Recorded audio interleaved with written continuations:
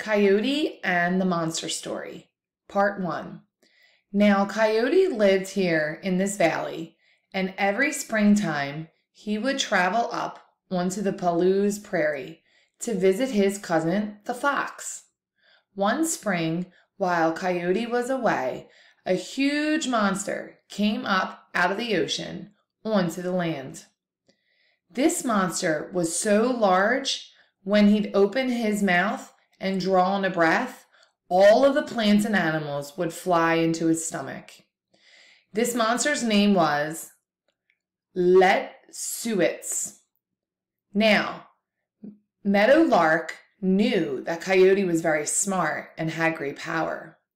Coyote would be able to defeat this monster, so Meadowlark flew as fast as he could to find Coyote. 3 days later, he came to the fox's den, and he hollered, "Itza, ya, itza, ya, come way, ahumit. Coyote, Coyote, come quick." Coyote came rushing out of Fox's den and asked Meadowlark what was going on. Meadowlark told about this huge monster he was devouring all of the animal people. So Coyote came up with a plan to defeat this monster. He went to the trees and he began to gather pitch. And when he had enough pitch, he made a large ball and he put that in his sack. Then Coyote gathered 5 stone knives. He wrapped them in clean buckskin and he put those in his sack. Then Coyote went to a pond nearby and he cut hemp. And Coyote braided this hemp into a good strong rope. He bundled that up and he put that in his sack. When Coyote had gathered all of the tools that he would need to defeat this monster, he went to the sweat house and he crawled inside, and he sweat for a long time, really hot, to clean himself because he didn't want to taste bad to this monster. When he was finished, he came out and he gathered his things. Coyote came back to the valley. Coyote could see the monster sleeping down in the valley. So he took out his rope and he tied one end around his waist, and he tied the other end around a mountain. And Coyote hollered at this monster, "Ilesta, lesa! You can't devour me, my power's too strong." The monster woke up and he looked around, but he didn't see anyone. All he heard was the voice, "Ilesta, lesa! You can't devour me, my power's too strong." The monster opened his mouth and drew in a breath, but Coyote just went to the end of his rope and stopped. Coyote started singing songs, teasing this monster, trying to get him angry. He'd sing, "Cuts, cutsini, go one hiya, go one hiya, cuts, cutsini, go one hiya, go one hiya."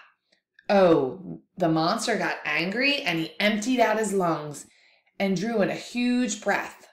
This time, Coyote cut his rope and he went flying into the monster's stomach. Part 2. It was really dark in there. Coyote couldn't see anything, so he took out his ball of pitch and he built a fire. And the fat melted from the monster's heart and dripped into the fire and kept it going. The monster gripped his chest. Oh, that Coyote! The heartburn was so bad. The poor monster, there was no such thing as Pepsid AC. Now Coyote could see many of the other animals, already devoured. Nothing but the bone. Some of the animals were sick and others were scared. So Coyote told these animals, "You gather up these bones and you put them in front of all the holes in the monster, because when he takes his last breath, he'll open up. You kick those bones out and follow right behind." So that's what the animals did. They gathered up the bones and they put them in front of all the holes in the monster. Now Coyote reached out to get his knives, and Rattlesnake was there. Coyote asked Rattlesnake, "Why are you snapping at me? I'm here to save you." "You move aside and let me get to work." But Rattlesnake wouldn't listen. So Coyote got mad and he stepped on his head. That's why, to this day, Rattlesnake's head is flat. Coyote took out one of his knives and he went over to the heart of the monster. And Grizzly Bear was standing in the way. Coyote told Grizzly Bear, "Move aside so I can go to work." Now, Grizzly Bear didn't like being bossed around by this little coyote, so he roared at Coyote, and he swung at Coyote with his huge paw. Coyote asked Grizzly Bear, "Why are you roaring at me? I'm here to save you. You move aside and be quiet. Let me get to work." "Conma mimosa." Well, Grizzly Bear wouldn't listen. So Coyote got mad and he punched him in the nose. That's why to this day, Grizzly Bear's nose is flat. Coyote took his knife and began to cut on the heart of the monster. And the monster rolled around in agony, hollering, "Coyote, come out!" But Coyote wouldn't listen. He just kept cutting away. Coyote slipped and broke his knife, so he picked up another knife and he kept cutting on the monster's heart. And the monster began to beg Coyote to come out. He'd say, "Coyote, Coyote, come out my nose." Coyote said, "No, I'm not going to come out your nose, because then all the other animal people will make fun of me. They'll say, 'Oh, there goes old man Coyote full of snot.'"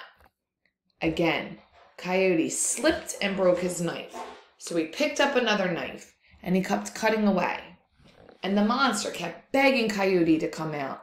He'd say, "Coyote, Coyote, come out. Come out my ear." Coyote said, "No, I'm not going to come out your ear, because then all the other animal people will say, 'Oh, there goes old man Coyote, a ball of earwax.'" Again, Coyote slipped and broke his knife, so he picked up another knife and he kept cutting away. And oh, this monster, he was getting desperate. He said, "Coyote, Coyote, come out. Come out the back," Coyote said. "No, I'm staying right here." Finally, Coyote was down to his last knife. There was only one piece of flesh holding the heart in place. Coyote turned to the animals and said, "Get ready. This monster's gonna die." When he takes his last breath and opens up, you kick those bones out and follow right behind. Go quickly, because there won't be much time. Coyote reached up and he started to cut. Then he slipped and broke his knife. So he grabbed the heart and he pulled as hard as he could. Finally, the heart broke free and the monster took one last huge breath and opened up. The animals kicked the bones and followed right behind. Part 3. Now Raccoon, he wasn't sure which way to go. Finally, he decided to run out towards the back. Raccoon ran as fast as he could, but just as his body cleared, the monster began to close up, and his tail got stuck. He had to pull a few times to get his tail free. Raccoon, he was so relieved to be free of the monster, he breathed a huge sigh of relief, and he wiped the sweat from his brow. That's why to this day, Raccoon has those rings around his tail in that mask, and you always see him down by the river washing his hands. Muskrat, he wasn't sure which way to go. He decided he was going to follow Raccoon. After all, he was much smaller, and he thought he was a lot quicker. Muskrat ran as fast as he could, but just as his body cleared, the monster closed up tight, and Muskrat pulled and pulled and pulled. But he couldn't get his tail free, so he called for Coyote. "Itza! Yeah, Itza! Yeah, help, I'm stuck." Coyote looked around the body of this huge monster, but he didn't see anyone. "Any wits, where are you?" "I'm underneath the monster's tail." Coyote walked around to the back of the monster, and sure enough, there was Muskrat. Coyote grabbed Muskrat's paws and he started to count. "Neck, lippet, mittet," and he pulled as hard as he could. When he did this, he pulled all the fur off Muskrat's tail, and Coyote scolded Muskrat. He said, "I told you to hurry up. I told you you didn't have much time left, but you just dawdled along. From now on, all of your descendants will be reminded of your pokiness." That's why, to this day, Muskrat has no fur on his tail. Many of these animals, they said, "Oh, let that monster's body lie there and rot. Serves him right for coming up onto the land and causing all this trouble." But Coyote had a use for this monster. Coyote cut off the monster's leg, and he threw him away up north into a place we call Canada today. From that place, the long-legged people would be from. That's where the Blackfeet are from. Coyote cut off the monster's head, and he threw it away over to the east into a place we call Montana today. From that place, the Flathead people are from. And Coyote did this, cutting off parts of this monster, and he threw them in all different directions. And people sprang up from those parts. Finally, there was nothing left but the heart and a few ribs. And the animals came to Coyote and said, "What about this place here? It's very beautiful, but you didn't put anyone here." So Coyote told the crane, "Go down in the river and get some water." Coyote picked up the heart of the monster and he squeezed the blood from the heart. He took the water and he washed the blood from his hands. And as the blood hit the ground, people sprang up and Coyote said, "These people, they'll live here in this beautiful place. They won't be very big people because I've deprived them, but they'll have big hearts and they'll be the fiercest on the battlefield." And that's how the Nez Perce come to life in this area here. That's how Coyote created people. It's because of this story that oftentimes Nez Perce people will refer to themselves. They'll say, "Ya ya nimma miyats," children of the coyote.